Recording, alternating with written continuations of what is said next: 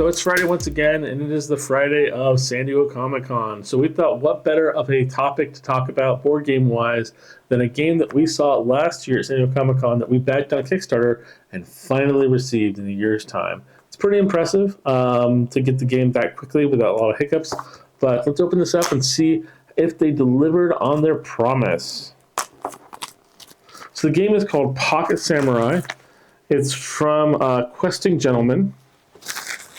I will say that the artwork on the box is very much kind of what you expected from the game when you were checking it out. The box itself is almost like a deck box that you have for like Magic the Gathering cards. It's got that form fold over. That's a little bit plasticky, more than like just a paper. And it has the 2 minutes, 2 players, 5 to 10 minutes gameplay, a little diagram on the back that's talking about it. They've got the ages 14 and up. Mailing information for the company, and then a product code on the bottom. That's pretty much it for the box. I'm not a huge fan of the tech box, but hey, it's fine. It's a reusable box. It's less to get damaged because it's not paper. You have the rule book, which is a 4-corner fold rule book. I like the burnt paper kind of design, very fitting with the style. Samurai artwork in the background, very transparent on it. And just a basic setup, objective, cardinal rule, dojo phase, Bushido phase, and then a little bit of like gamekeeping on the sides, symbols, abilities, flip abilities, non-flip abilities. They gave not only the cards, but also tuck sleeves for the cards, which I can't remember if that was a stretch goal, but it's nice to have. So that means I don't know, I can't guarantee that if you order this game from them, you'll get the tuck sleeves, but regardless, that's going to give your cards a little bit more longevity, so that's always nice. Oh, that's interesting. Okay, I started to pull from the bottom, but apparently there already is a pull strap on here. Yeah, good job with the pull string. A lot of those times those don't work out well, so that actually did a very good job there. The card quality is very solid. It feels like waxy enough that it's not going to like smudge the work. It's a very solid card. The artwork is on par with what I was expecting when I saw the game demoed at Comic-Con. And then as regards to card sleeves, they fit perfectly. I am not going to sleeve them right now because I don't want to make you guys sit here and watch me sleeve all these cards. So I'll just put these back in here for now, and I'll sleeve them later on my own time.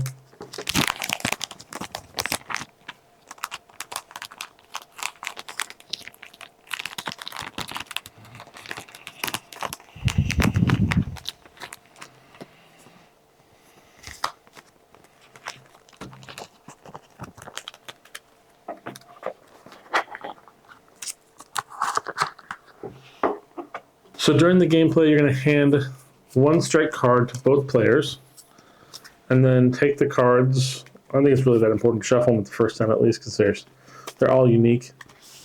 And you're going to place them 10 cards on the board.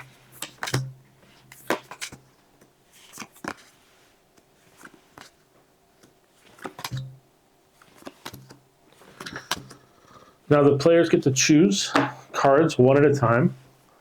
It doesn't really matter who gets to go first. They say the first one with like a sword, including a butter knife, most recently gets to choose first. So, like for instance, let's say I go first. You want to pick cards that have swords or helms primarily. Those are going to give you abilities. So you can take this card here. And then he might want to take armors, so he takes this card. And I take the measured blow cards.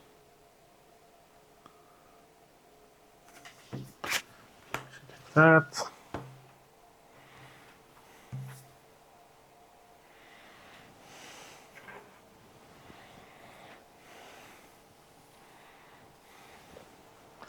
And then the last 2 cards are discarded. Then you'll draw another 10 cards.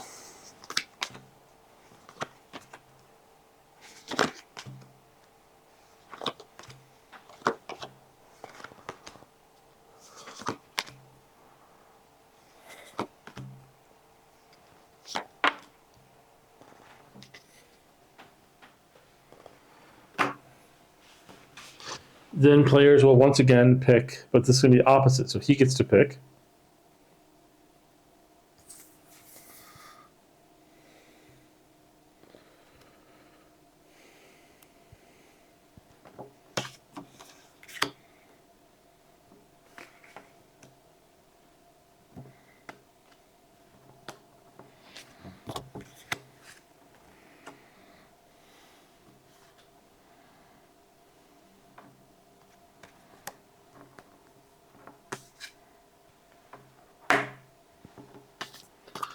And these are discarded.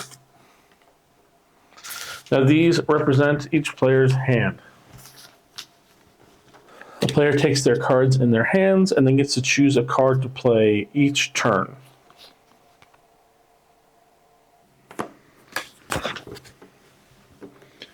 And they would pick a counter card that they'd want to play.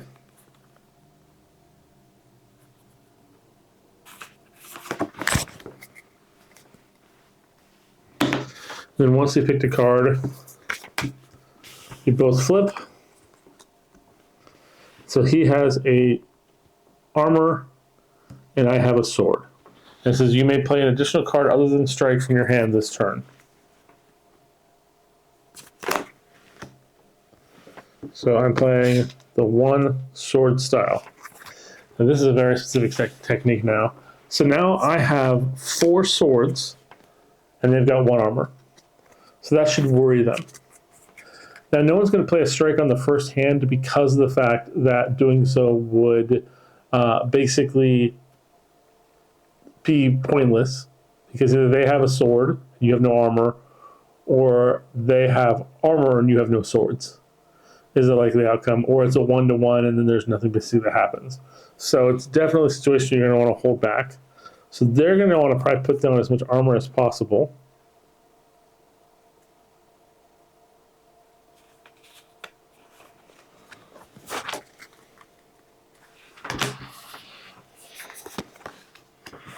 And so, hypothetically speaking, flip the card. They're going to choose to have 2 armor instead of the sword.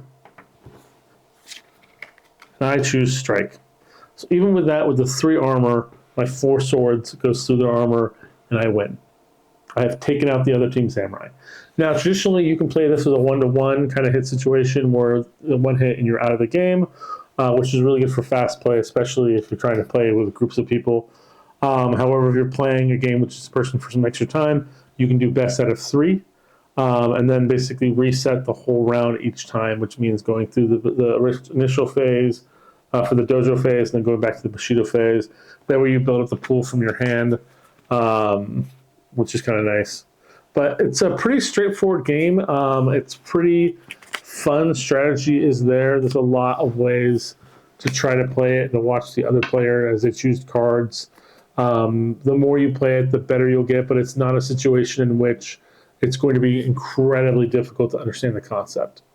Hopefully you guys found this interesting. Hopefully pick up this game for yourself. I do love supporting Kickstarters, Kickstarter companies, so it was really nice not only to see this game at Comic-Con, but to be able to back it and then to be able to show you the final product after all this time. So hopefully you guys found this interesting and you might check out this game as well. We'll see you guys next time.